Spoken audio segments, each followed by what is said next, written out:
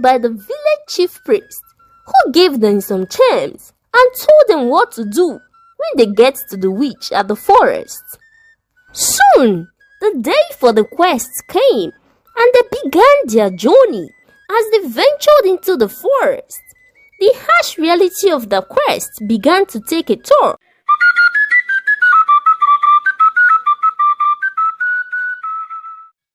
He's so handsome. His eyes sparkles like the stars in the sky. I wish I could be his queen. He's as tall as an iroko tree and has the best smile. Some group of girls under a tree were discussing about Prince Afam, the most admired man in the village. Once upon a time, in a village named Asia, where the sun kisses the earth and the moonlight serenades the dark, there lived a prince named Afam, the only son of King Uzonna. Prince Afam was admired by all the maidens in the village. He was not only handsome, but tall and well-behaved. His physique, chiseled to perfection, was the envy of men and the yearning of women. He was known and adored by the maidens of the village, who dreamt of being his queen. But with all the admiration and gifts he received from the village girls, it did not make him to change his behavior from being well-behaved to uncultured. Soon, the prince was ripe for marriage. His father, King Uzonna, called him to his chambers and said to him, "My son, you know as tradition demands, you must get married before the age of 30. So make your choice and choose a bride." But Prince Afam, with a sad face, then said to his father, "I am confused on who to choose. I have so many girls around me who are longing to be my wife. I don't know who to choose as my bride.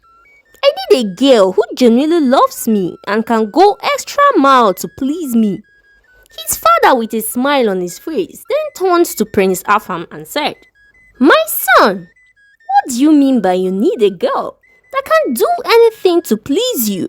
Prince Afam then replied to his father and said, "I will make an announcement that whoever is interested in being my bride will embark on a quest to find the missing golden flute of our village." King Uzonna, who was already confused, then said to Afam, "Do you know for how many generations that flute has been missing? And whereas the quest to look for the golden flute would be an easy one. It was believed that an evil witch stole the flute and disappeared." "Papa," Afam said, "I believe we can get back the golden flute if our village maidens embark on this journey." The king then replied to his son and said, "Just do whatever you wish to do, but I doubt any girl will want to risk her life for you." The next day, the prince made an announcement that he would be choosing a bride and would want all the beautiful maidens who are ripe for marriage to assemble at the palace. The next morning, almost all the beautiful maidens gathered in the palace in their best clothes, looking all glammed up and hoping the prince would choose them. They were all eager and curious as to who would be the prince's bride, but they were all disappointed when Prince Afam came out and made the shocking announcement about journeying into the evil forest to bring back the golden flutes. They were to journey into the heart of the dreaded evil forest, a land of shadows and whispers, and to retrieve the golden flutes. And any maiden who returns with the flutes will be his bride. Prince Afam made it known to them that even if more than one returns, he would marry them and make them his wives. Everywhere was silent. The maidens were all puzzled. They whispered within themselves, "What kind of a quest is this? We might go and never return. This is mission impossible.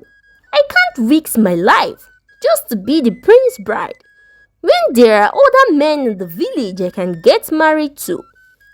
One of the girls then tapped her friend and said to her, my dear, I will manage my poor boyfriend Ubanda, even though his right leg is shorter than his left leg, and he walks as if his waist is about to break. At least he is hardworking and will take good care of me." The other girl then replied to her friend and said, "My mom has told me stories about the missing golden flute, and she said it was stolen by a powerful witch. Imagine I embark on this journey and then not returning with my eyes and legs, because the witch will definitely plug my eyes and cut my legs. Look at how fat I look. I can't even run to save my life. Talk more of going to fight a witch." Everywhere was filled with chaos, and then finally 15 brave girls stepped out and said they were willing to embark on the journey, ready to face the trial of the quest. They were fortified by the village chief priest, who gave them some charms and told them what to do when they get to the witch at the forest. Soon, the day for the quest came, and they began their journey. As they ventured into the forest, the harsh reality of the quest began to take a toll. They encountered so many trials on their way. Their food began to finish. They began to run out of water. Soon, some of the girls began to lament. "Why did we embark on this journey? I am exhausted and can't walk anymore. I miss my mother's food. I miss my siblings." One of the girls then said to the others that she was tired and can no longer continue the journey. Some of them abandoned their pursuits and turned back, while others clung to their hopes. In the end, only 5 persevered. They kept on going deeper into the forest and arrived at a shabby-looking hut. They saw an old woman who was sitting outside the hut. When they approached her, she asked them what they were looking for, and they told her they were in search of the golden missing flute, which they believe is in the forest. She laughed so hard at them. The girls were disgusted by her rotten teeth and asked her what she was doing in the forest alone. But she ignored their question and let out another laugh. She then said to them, "I see betrayal and evil within your hearts. I have the golden flute." The girls were scared and stepped back a bit, as they believed she was the witch who stole the flute. She then said to them, "The golden flute is in the hut. I won't stop you from entering," she said, "but I have something to tell you all." She then made a statement to them. "Trust is end. Trust is end." She then let out another wicked laugh and walked away with her walking stick. Before they could turn around, she was nowhere to be found. They went into the hut, then took the golden flute. They were all happy. They said to themselves, "Since we've gotten the flute, we can all be the prince's wives.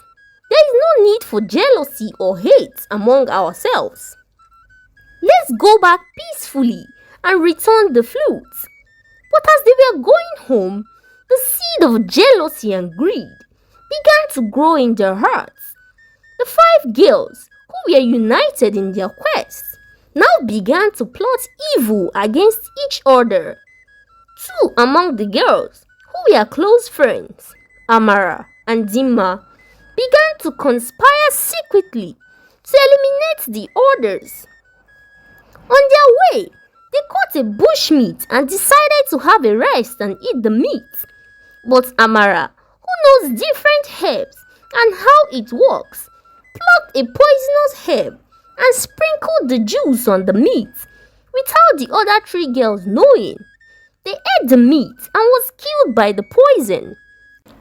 Amara and Dimma were very happy that they would now be the only ones the prince would marry. As they continued their journey back to the village, Amara and Dimma, now tainted by their deed, could not escape their own mistrust. Their shared dreams of becoming the prince's bride became their doom. They secretly turned against each other. Amara kept on wondering what Dimma was thinking, and Dimma also was wondering what Amara was thinking and plotting. She said to herself, "What if she tries to kill me and take the flute to the prince alone?" Soon, Dimma demanded to hold the flute, as Amara has been the one holding it. But Amara refused to give the flute to her. And that was how they began to fight over the flute and pushed themselves into a big pit and died instantly. And so, the prince remained alone and ended up not marrying any of them. His quest for a bride ended in tragedy as a result of jealousy and mistrust among the girls. The lesson of this story is that love is not a prize to be won, but a bond to be cherished. True love cannot be won through trials or tests. Jealousy and mistrust can bring destruction. Thanks for watching. Please remember to like, comment and subscribe. Thanks for stopping by. Bye.